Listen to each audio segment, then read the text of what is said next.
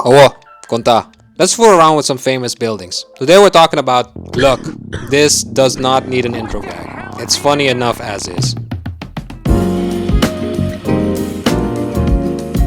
I don't know if I'll make it through this recording session without breaking a few times.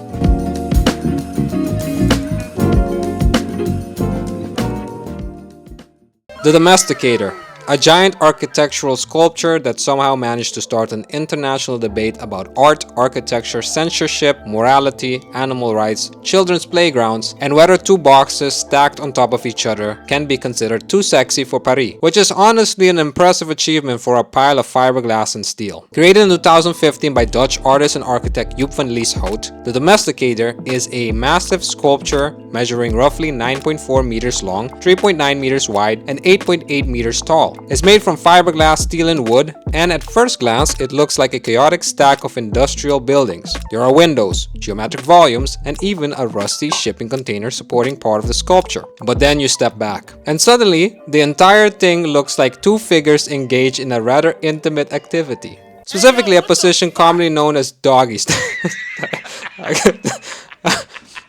Fuck. which is where things became complicated. Or hilarious, depending on your perspective. I'm sorry.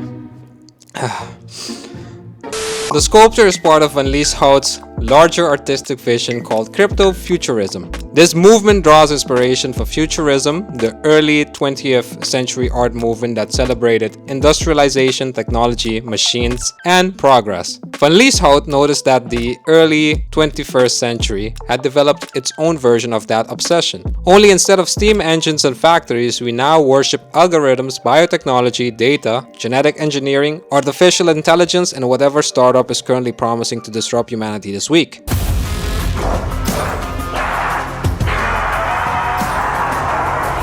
Do you see it now? The forces of shittiness descending upon us! Turn not your gaze! For Van Lieshout, the Domestikator represents humanity's increasing control over nature. Agriculture has become industrialized, animals are mass-produced, genetics can be manipulated. And while that sounds dystopian, he also points out something uncomfortable. Factory farming and large-scale agriculture may be unpleasant realities, but they are also part of the reason modern civilization functions as is. So where exactly is the ethical line? That's the question he wanted people to discuss. What the hell does that have with two buildings? I'm sorry, intrusive thoughts. Unfortunately, most people were busy discussing whether the sculpture was having sex. The official interpretation of Domestikator is that it symbolizes humanity's power over nature. It functions as a totem, a temple, and a beacon celebrating human ingenuity, organization, and technological capability, but it also questions the darker side of that dominance. Why is it socially acceptable to treat animals as industrial resources, but completely unacceptable to treat them as equals? Why is one form of domination normalized while another remains one of society's final taboos? Oh no. These are not comfortable questions, and Van Lieshout tends to enjoy uncomfortable questions. Visually, the sculpture acts almost like a Rorschach test. Van Lieshout himself claimed to see many different things in it. Sometimes it's two rugby players. Sometimes it's a stack of Lego blocks. Sometimes it's robots. Sometimes it's simply abstract architecture, and sometimes it's exactly what everyone thinks it is. Which, to be fair, is difficult to unsee when someone points it out. Bro, you don't have to even fucking point it out. I'm sorry, okay? I'm sorry. Let's get back to the video. The sculpture first appeared as part of a larger installation called The Good, the Bad, and the Ugly, created for a art festival in Germany. And here's the funny part. In Germany, almost nobody cared. The sculpture sat there for years. No outrage, no scandal, no international headlines, just a giant architectural structure apparently minding its own business. Then it went to Paris, and Paris immediately lost its mind. Oh, won't somebody please think of the children? In 2017, the sculpture was scheduled to appear in the Tuileries Garden, hopefully I said this correctly, as part of FIAC's Hors les Morts, again, hopefully I said this correctly, program. An outdoor exhibition running alongside one of the world's largest contemporary art fairs. The proposed location happened to be near a children's playground, and suddenly everyone noticed what the sculpture looked like. The president of the Louvre objected to displaying the work. The official concern was that visitors might misunderstand the sculpture and find it offensive.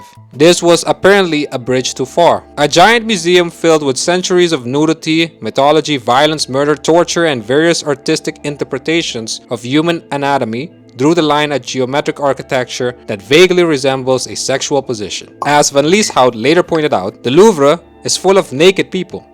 There are paintings of naked people, sculptures of naked people. Half the Renaissance was basically an excuse to paint naked people. At the time, there was even a giant advertisement featuring a woman in lingerie hanging outside the museum. But somehow, the dangerous thing was the two buildings enjoying an intimate moment. Fortunately for the sculpture, the Centre Pompidou reacted almost immediately. While the Louvre was saying no, the Pompidou basically said, "We'll take it." And within days, the Domestikator was installed prominently in front of the Centre Pompidou, where it became one of the most photographed artworks in Paris. People gathered around it trying to figure out what they were looking at. Some saw a house, some saw robots, some saw abstract architectures, others immediately saw exactly why the Louvre had panicked. Van Lieshout was baffled by the controversy. In his view, there were no explicit anatomical features, no body parts, no graphic details, just abstract forms. The public had essentially completed the image themselves, which is arguably much more revealing about the audience than the sculpture.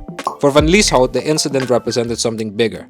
He argued that society was becoming increasingly prudish and that institutions were encouraging self-censorship among artists. The concern was that artists might start avoiding controversial ideas entirely. And from an artistic perspective, that's a far scarier thought than a giant steel sculpture having sex. After Paris, the Domestikator continued its travels. In 2018, it was moved to Amsterdam's historic NDSM shipyard as part of Ferrotopia. Ferrotopia was a massive industrial art installation celebrating metalworking and manufacturing. Later, the sculpture was relocated again, eventually finding a home near the dunes of IJsmuiden. And just like everywhere else it went, opinions remained divided. Some people saw a profound statement about humanity's relationship with nature. Some saw industrial architecture, some saw Lego, and some saw bestiality. And some saw a giant joke that somehow became international news, which might actually be the most fitting interpretation of all. Oh god.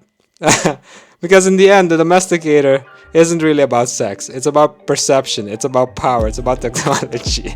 It's about humanity's ability to shape nature. And most importantly, it's proof that if you stack enough boxes together in the right configuration, you can accidentally start a cultural war between two of the most famous museums in Europe. Not bad for what is technically just architecture. Anyway, I hope I gave you guys an appreciation for two buildings enjoying an intimate moment. And thank you for watching. Till next time.